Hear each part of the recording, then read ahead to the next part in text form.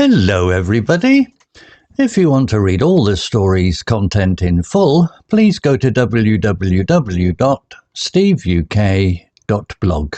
Thank you. Short story 674, The Dog Who Bossed Her Owner. Upper beginner. Fred was a pensioner who lived in a small flat in London.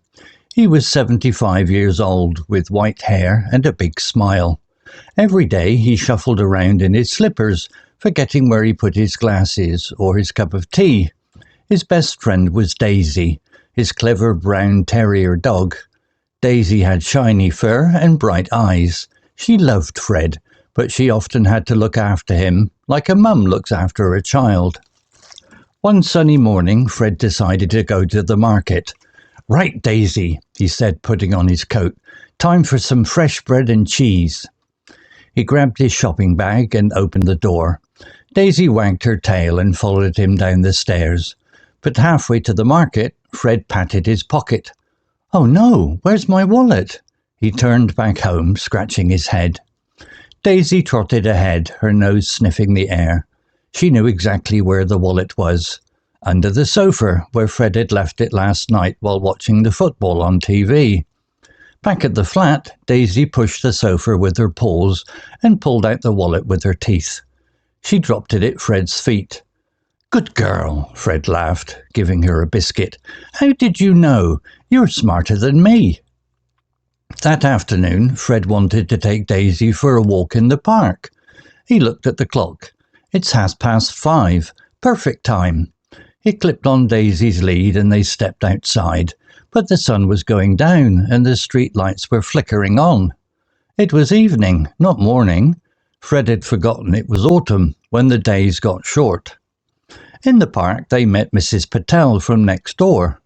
"Fred, what are you doing here so late?" she asked, holding her shopping bag. Fred blushed. "Just enjoying the fresh air." Daisy, however, had other ideas. She spotted a squirrel and pulled Fred towards a bush. The squirrel ran up a tree and Daisy yanked the lead hard. Fred tripped over his own feet and landed in a pile of wet leaves. "Oof!" he groaned. Mrs. Patel giggled. "Daisy is walking you, Fred, not the other way around." Daisy sat down and licked Fred's face, as if to say, "Time to go home, silly." Fred stood up, covered in leaves, and they headed back. "You're right, old girl," he said. "No more late walks." The next day was even funnier. Fred felt hungry and decided to make his famous shepherd's pie. "I'll chop the onions and boil the potatoes," he told Daisy, who watched from her basket.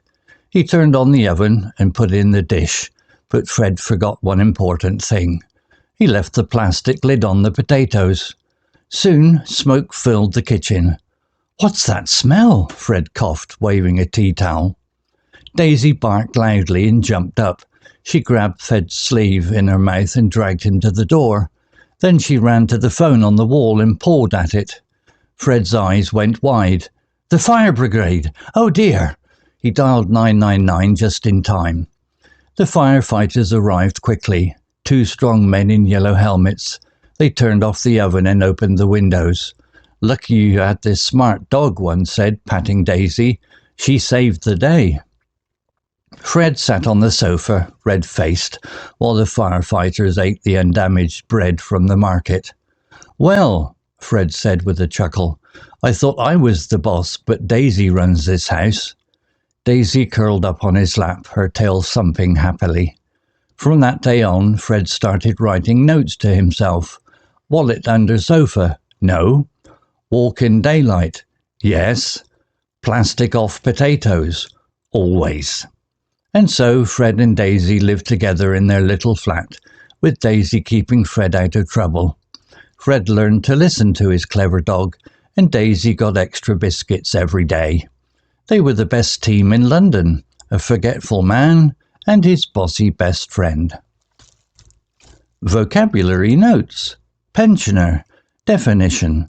An older person who is retired from work and receives a government payment, like a pension, to live on. Example. Fred was a pensioner who lived in a small flat in London. Similar words: retiree, someone who has stopped working, often in old age. Senior citizen, a polite way to refer to an elderly person. OAP, old age pensioner, a British term for someone receiving a pension. Shuffled, definition: to walk slowly and without lifting your feet fully off the ground, often because you are tired or old. Example: every day he shuffled around in his slippers, forgetting where he put his glasses or his cup of tea. Similar words: plodded, walked heavily and slowly, like carrying a heavy load. Tottered, walked unsteadily, as if about to fall. Ambled, walked in a relaxed, slow way without hurry. Trotted, definition: of a dog or small animal, to run at a steady, light pace that is faster than walking, but slower than a full run. Example: Daisy trotted ahead, her nose sniffing the air. Similar words: jogged, ran slowly and steadily, like light exercise. Pattered, moved quickly with light, soft steps, often for small animals. Scuttled, moved quickly with short, hurried steps. Yanked, definition: to pull something suddenly and with force. Example: Daisy yanked the lead hard. Similar words: jerked, pulled quickly and sharply. Tugged, pulled hard, often repeatedly. Hauled, pulled with great effort, like something heavy. Blushed, definition: to become red in the face, usually because of embarrassment. Example: Fred blushed. Similar words: flushed, became red in the face from heat, exercise, or emotion. Coloured, went red, especially from shyness. Cringed, shrank back in embarrassment, more about body language than face colour. Story written by Grok AI. Image created by onemin.ai. To read all the story's content in full, please go to www.steveuk.blog. Thank you. CC Music, drifting at 432 Hz, Unicorn Heads. All right, let's dive into a story that really gets at a question I think every pet owner has wondered about. Who is actually in charge here? It's this fantastic tale about a forgetful man and his very, very clever dog who, well, she looks out for him. You know what? Let's start with the punchline. This one quote from our main guy, Fred, it just sums up the entire story perfectly. So, the question is, how did he get here? Let's rewind and find out. Okay, so picture this, a small flat in London. It's home to Fred and his brilliant best friend, a little terrier named Daisy. And the relationship is, let's just say it's a little bit unconventional. What's so great about this story is the dynamic between these two. On one side, you've got Fred. He's 75, always misplacing things. His glasses, his cup of tea, you name it. And on the other side, you've got Daisy, this super sharp terrier who seems to be looking after him more than he's looking after her. And just so we're all on the same page, a pensioner is just someone who's retired. So for Fred, that means his days are pretty relaxed, filled with lots of time for tea, and, as we'll see, the occasional little mishap. Yeah, that word, shuffled, just paints a perfect picture of his life, doesn't it? It's slow-paced, it's comfortable, and it's a life where little details can kind of get lost in the day-to-day. And that brings us to Fred's forgetfulness. This is where it gets really fun.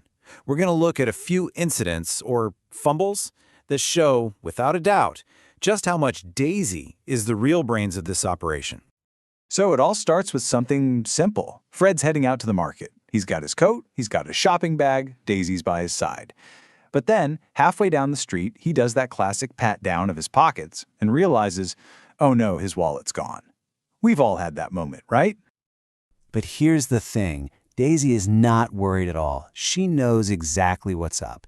And check this out, she has a perfect four-step plan. First, she just trots back to the flat. Then she gets to the sofa, pushes it with her paws, pulls out the wallet he left there, and just drops it right at his feet. Boom, problem solved. And Fred's reaction? It's not frustration, it's pure awe. He's just so delighted and amazed. You can tell he already knows he's got a special dog, and this is just the first big clue of how smart she really is. I love that word, trotted. It shows you everything you need to know about her attitude. She wasn't panicked, she was on a mission. And believe me, her missions were just getting started. Okay, if you thought the wallet thing was clever, wait until you hear this. Fred looks at the clock. It says 5:30. He thinks, perfect time for a walk. The only tiny problem? It's 5:30 in the evening, in autumn, not the morning. The sun's already going down. So they get to the park, and Daisy is trying everything to get him to turn around. She yanks on the lead so hard that Fred actually trips and lands in a pile of leaves. And his neighbor, Mrs. Patel, sees the whole thing and just hits the nail on the head with this fantastic line. And yeah, that yank was not a gentle suggestion. That was a direct order from Daisy. It was a clear message. Time to go home, you silly man. So up until now, these fumbles have been pretty harmless, right? A lost wallet, a mistaken walk. But this next one, this is where the story shifts from a funny little comedy of errors to a genuine life-or-death emergency. Fred decides to make his famous shepherd's pie. He's chopping, he's boiling, he puts the dish in the oven, but he forgets one tiny, crucial detail. He left the plastic lid on it, and pretty soon the kitchen starts to fill up with smoke. And this is where Daisy goes from clever companion to full-on superhero. She has a rescue plan, and it's perfect. Step 1, alert Fred with loud, frantic barks. Step 2, get him out of there, literally dragging him by his sleeve to the front door. And step 3, call for help, running to the phone and pawing at it. Just incredible. Fred gets the message loud and clear. He dials 999, that's the UK emergency number, and he gets help on the way just in time. A potential disaster was completely avoided, all because of Daisy. And this quote is so important. This isn't just Fred's opinion anymore. The actual professionals, the firefighters, they show up and they immediately see who the real hero of the story is. Daisy gets the official seal of approval.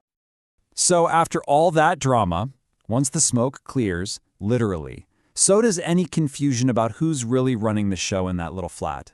That fire, that was the final piece of evidence Fred needed. And here we are, right back where we started. But now this quote has so much more weight, doesn't it?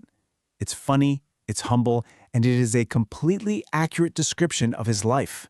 He finally gets it. So from that day forward, things actually changed. Fred started leaving himself little notes, reminders about all the things Daisy had to fix for him. And of course, the most important new rule of them all, extra biscuits for the dog who saved his life every single day. So, what can we take away from this amazing story? I mean, it's so much more than just a cute tale about a smart dog. It's really about the incredible intelligence our animal companions have and the power of that bond. In the end, they weren't just a man and his dog. They were a perfect team. This story shows how that deep, intuitive connection can work, where one person's weakness is totally balanced by the other's strength. And it leaves us with a fun little thought to end on. Whether it's a pet, a partner, maybe even one of your kids, this story kind of makes you look around and ask with a smile, yeah, who's really running the show here?